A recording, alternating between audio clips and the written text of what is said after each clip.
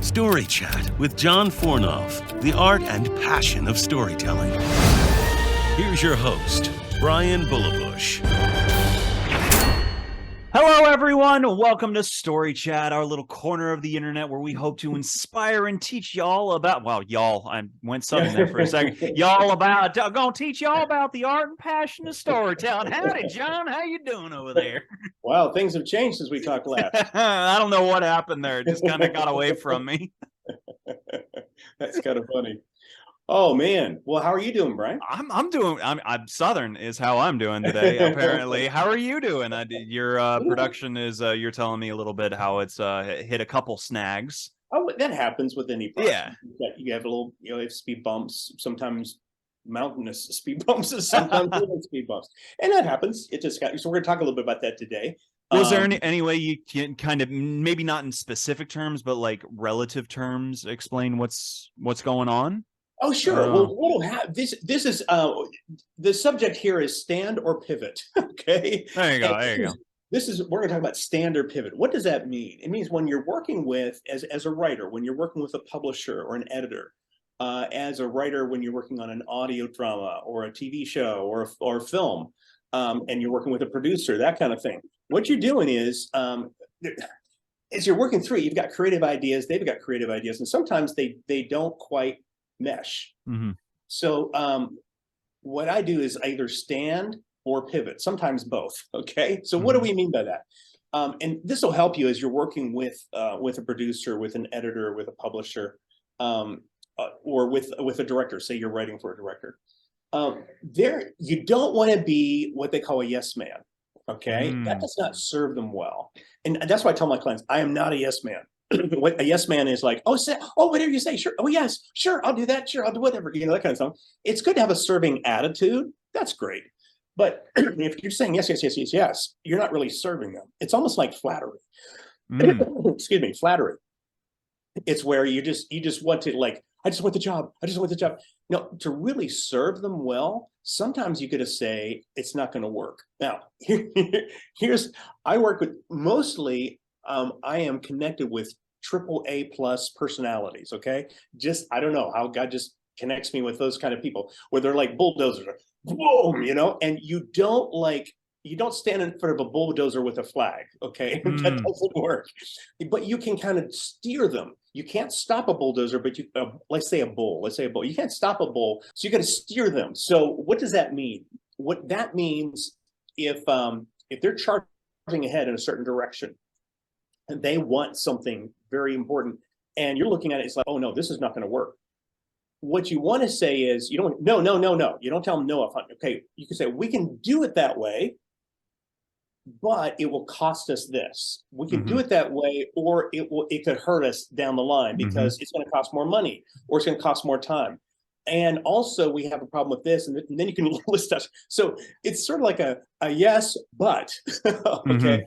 So it's a subtle thing. But overall, you don't want to say yes, yes, yes all the time. Sometimes you got to say it's not going to work. And why not? Why not? Why can't you tell somebody? You're not serving them. Let's say they're doing something. They insist we got to do. We got to have an 1800s ship for this movie, and you're looking at it and it's like, oh, you know what? If we could do it just on a set, say. And that'd be a lot cheaper, kind of thing. You could say, oh yes, we could do it on our real 1800 ship, yes, but we could do it cheaper in a studio. And so if I say yes, whatever you say, yes, yes, yes, they're going down a wrong path. Okay, as in your field, whether it's writing, directing, producing, if you feel strongly about something that something's wrong, it's your duty to say this is not going to work. Flag in the play. This is not going to work. And I'll tell you why. Now, love the football analogy. Yeah, exactly. You defer to them. Like if they say, you know what, I hear what you're saying, and you want to work with clients that listen to you, right? Even if they disagree. So a good client will say, you know what, I hear what you're saying, but you know what, I got it, but we're gonna need to do it this way. And so at that point, you pivot, okay? And sometimes you're hit with something, and it's a new idea. It's not your idea, but it's like, you know what? Actually, I think that's going to work. That's going to work. That's going to work even better. that's when you pivot. Okay. Mm-hmm. Sometimes you stand when you believe in something's going to hurt them, or you believe it's going to really help them. You stand on what you believe in. And sometimes you pivot where it's like, okay, I believe in this morally, whatever. I think this is going to work fine. Yeah, that kind of thing. So I think I made the point. Stand or pivot. And now, have you ever, I don't want to call it the obtuse one, but I think you know what I mean when I say that. The one that's saying, no, I really want to do it this way. And then have you ever been in that position where you're the one saying, I want to do it this way, and then you have somebody else say, well, I don't know if we should do that, and try to steer you in a direction? Or have you ever just been on the opposite side of that? And how has that worked? I'll do this with say sound designers.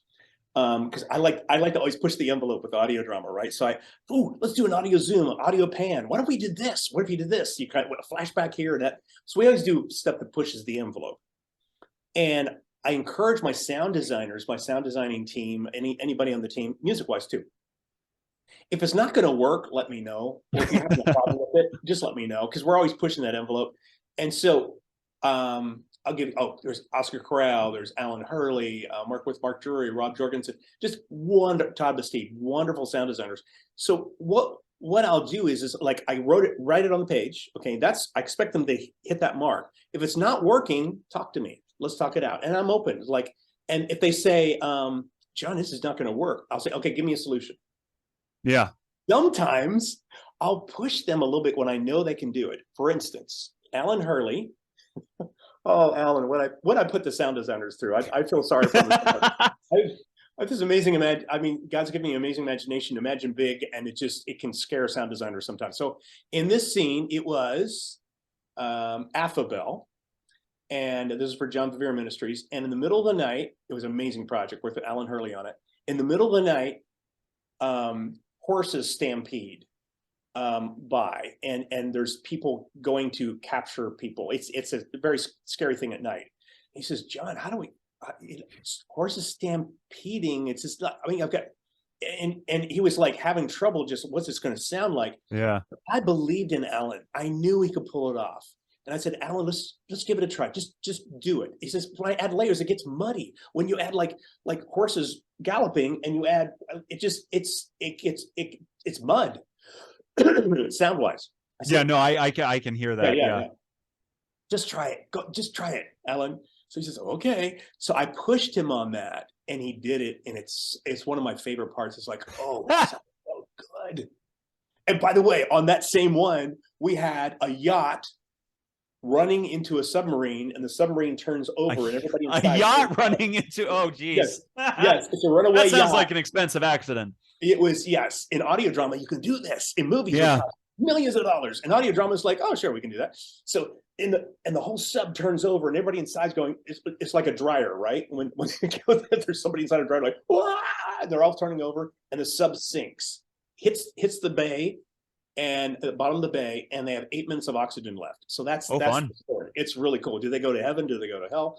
And these are people from church, by the way, which is kind of cool. So anyway, Alan did the sound on that. Alan and Todd Bastide worked together on that. It is fabulous. You hear the yacht slam into the dock, and then slam into the sub, and boom, and then you hear it turning over, and people, you can hear them in stereo, just like you can hear them. Yeah. Like, and then you hear, it's amazing. That's rescued, by the way. They did. Now, has there ever been a moment where somebody really pushed you, and you turned out something that you're very proud of? Yes, Mark Hamby does that all the time. He'll give me a note. And by the way, this is helping you when you're working with producers and editors. These are great questions, Bryan. Thank you. Mark will say, he'll get to the scene. He says, John, it's not grabbing me. It's not grabbing my heart. It's like, okay. It's a hard note at first, right? It's a bitter pill to swallow sometimes. Yeah, I'll go back to the drawing board, and I'll push it, and it's like, oh, that's so much better. I love working with Mark like that. He'll push me.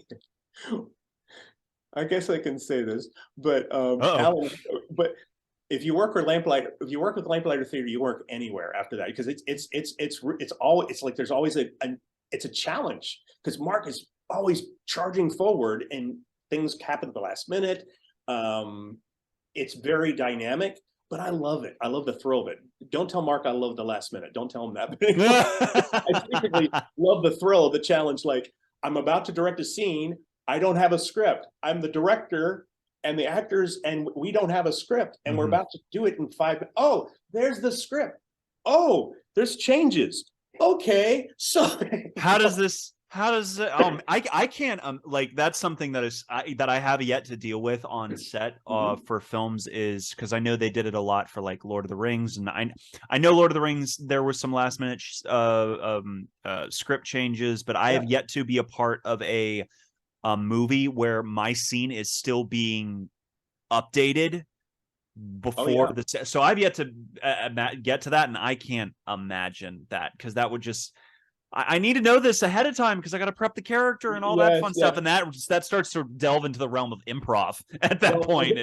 Yes, well, it happens in the big leagues. And that's what I'm talking. I have yet to get that far, which I'm worried about the day when that comes to pass. Well, Casablanca, they didn't have an ending. They were starting to shoot it, and Epstein brothers, they did not have an ending for that movie. And they're just driving on their car. These two brothers, I think they're twins, they're driving their car around. It's like, okay, what? It's like, and all of a sudden they hit round up the usual suspects. Yes, that's it. Okay, and that's how they ended Casablanca, and the quintessential scene there. But it's like, yeah, that'll happen. It'll happen on set or in a recording studio, a last minute thing. But anyway, you pivot, right? That's where you learn. Being a professional is being cool under all circumstances. And the ultimate pro for me is Alan Hurley. He is like, we're in the cockpit, we've got 3 engines out, and the 4th one's on fire. The plane is diving down, and Alan says, "It's okay, we're gonna make it." It's like he's got that attitude, like cool under pressure. He is amazing. I mean, just amazing. I'm like, oh my goodness, the plane's on fire. It's like, yeah, okay, we'll get through this. That is, if somebody it tells you, oh man, I wish I had an imagination like yours, it's not always a good thing, because if you can imagine it going wrong, you can picture it, and it could. So that's why us imaginative people sometimes freak out over stuff like that, because we've got too big of an imagination. So. But there's a time, though, Ryan, as a creative, whether you're a writer, a director, whatever, you got to stand up for what you believe in. You got to stand for it, even if it's knocked down. It's like, you know what? I really talk to them frankly. You don't want to just like, okay, sure, whatever you want.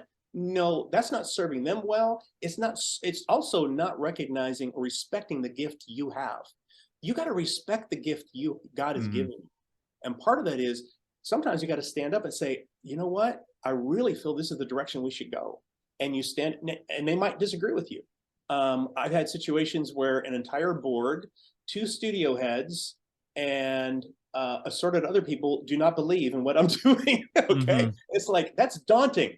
But I got to, you know what? I believe in standing up for what I believe is right. But you know what? In the end, it's like, okay, I got to pivot. That kind of thing. So, Now, how do you know? Now, because we're not talking like a moral or ethical question. We're not talking like 10 commandments or anything like this. Right. But how do you know? Like, how, like, for me, sometimes when it comes to stuff like that, I can be very wishy-washy. Yeah. Because I'll see their point, and I'll see, okay, yeah, this is right. Okay, that makes sense, et cetera, et cetera. How do you know to choose those moments to stand? Oh, that's a beautiful question. That's a great question, because sometimes you got to have the flexibility to go, to pivot, right? So when do you stand is a question. When you stand is, there's something in you that this is the right way to go, and also there's high stakes. If we don't do this, it's going to affect things down the line. It's going to affect the storyline down the line. If she doesn't do this here, it's this story is going to crash here. We've got to do this. Let's say just something you deeply believe in. If you don't really deeply believe in it, and you're kind of like, well, I could go this way or that way, then you know what? You just go with the client. You know what I mean? Bring up anytime the client's making a decision. Client, I'm talking about producer, editor, director, whatever. That's your client. Okay. Anytime they have a difference of opinion or whatever, and it's a crucial decision, you want to give them pros and cons. Let them make the decision. Say, okay, if we do this, this is what happens. If we do this, this is what happens. Okay, you make the decision. That's serving them well. So when you stand when you really believe in it and you believe strongly, it's going to hurt or help us in going your way. And then you stand and you submit at the same time. You stand strong, but you also submit to their final. They've got the final say. Standing and submitting, that just seems like such a contrary idea, because it's either for a lot of people, it's, and understandably so, it's either one or the other. You have to pick one. But, and I think that's, as Christians, kind of what we're called to do. We stand up against the world while submitting to God in regards to this. And I think that's a really good point. What Mark Hamby, he says, if you look at the original Greek, what submit means, you go to the original language. Submit means to come under, to lift up. Like, oh, I love that. It's not just that's coming fantastic. Under, come under, be squashed. No, it's coming under to lift up. It's like, oh, that's a whole. I love that. That's really cool. And so that's a good stance to think about when you're standing. That's fantastic. It's not just my way. It's like, I really think it's going to help you and help the project if we do this. I'm coming under you to support you in this. I think we need this. That's the attitude. That's fantastic. Yeah. So I hope that helps. I love that. That's wow. So yeah, you've been busy with all that in regards to their project currently, because you're doing that standing Bible... and pivoting a lot. Well, that's any project, right? Like I look like a ballerina, let me tell you. I've been pivoting so much, so it's pretty interesting. Now, so this project you've been working on, it's a little bit more difficult than most, because it's the entire Bible dramatized, right? Is that what you're working on? Yes, that's the audio drama Bible. It's an amazing project. I mean, it's Genesis to Revelation, word for word, and we're calling it now. Well, I won't go into details, but it's a pretty cool project. Yeah. It's pretty amazing. So it's going to be about 2 years to record all this, but it's fun. Yeah, it's cool. It's cool. Go ahead. I was just going to ask, what are the unique challenges? Because I know we saved this question from last week. What are the unique challenges you faced going through this thing? What have you learned about story, turning, pivoting? What is the new lessons you've learned this time with this story? Great question. I've learned about, because I do audio drama, so it's an audio drama Bible. So that's what we produce. We produce an audio drama Bible, and it was powerful. It's an immersive experience where you feel it. You're right there in the action when Mary walks to the tomb. You can hear her walk from left to right, and you can hear her like she's weeping, and she looks at the tomb, and then she runs, and she knocks on the door, and it's like, they've taken the Lord, that kind of thing. And it was just powerful, that experience. Well, by the way, I want to do that right there. That drama, I think that is so cool. And we produced one. We produced a pilot. With the client, they didn't want that. They want something more, less dramatized. Take out the sound effects and all that. Let's just focus on let the word be the word. And so, you know what? I think this is amazing over here, but now I got to go, whoa, okay, I see what you're saying, and I want to be in line. I believe this is going to be amazing. But you know what? I hear what you're saying, and I see how we need to adjust to make it fit that. So you do. So it's you just work with that, and hello, it's the word of God. I love the word. I mean, I get to work on the word all day. It's like, hello, what a job. And yeah, exactly. So I love the word. It's living, it's active, it challenges you, it grows you. And so many people are caught up in self-help books, which are great, but it's the ultimate God help book. I mean, it's like it's a mirror. You look and it's like, oh, that's me, or it'll challenge you to grow in ways, and it sharpens you. It makes you a better human being, besides a better Christian, just a better human being. It is an amazing book. I love it. And there's poetry in there. There are songs in there, and there's history, there's letters, there's love letters, there's like drama, comedy. I drama, think the dry Bible's got comedy. science fiction in it, Yeah, sort of. Like if you it read does. Revelations, it's like, Oh, am I in a Star Trek episode? What's going on? and Ezekiel Not with all quite, the but you pieces get the idea. with the eyeballs and stuff. It's like, Yeah. okay. Yeah, it's Well, what got do we- it all. It's amazing. It's so compact. It's in one book.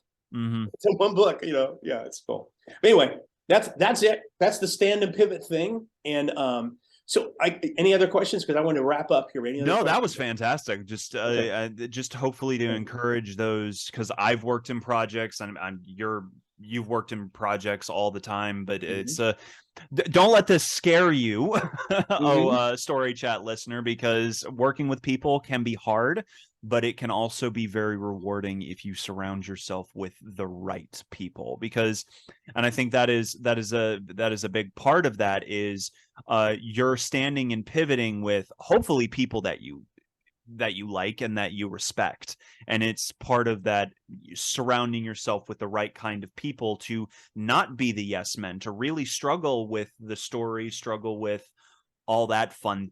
Well, it's not fun stuff in the moment, but the ultimate goal is to make your story better, and submitting to God and rising him up with that story. Yes, and by that, and you just brought a beautiful secret at the end there. If as believers, and even if you're working with an unbeliever, you can do this in private. Pray but when you pray together, you get on the same level playing field. Mark and I do this all the time, where he feels really strongly about this, I feel strongly in the opposite direction. We pray, we're on the same level, and then God gives us what we call the tertium quid. We talked about that. The third never would have happened if we hadn't prayed and gotten on the same level.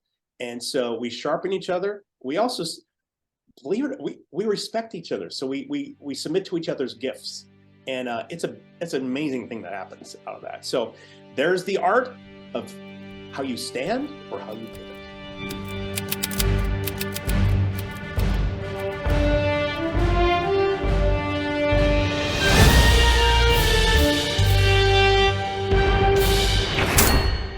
Thank you for joining us for this episode of Story Chat. If you want to hear more, don't forget to subscribe to the podcast. If you have any questions for John or feedback on the show, please email us at storychatwithjohn@gmail.com. Thanks for listening. We'll see you next time.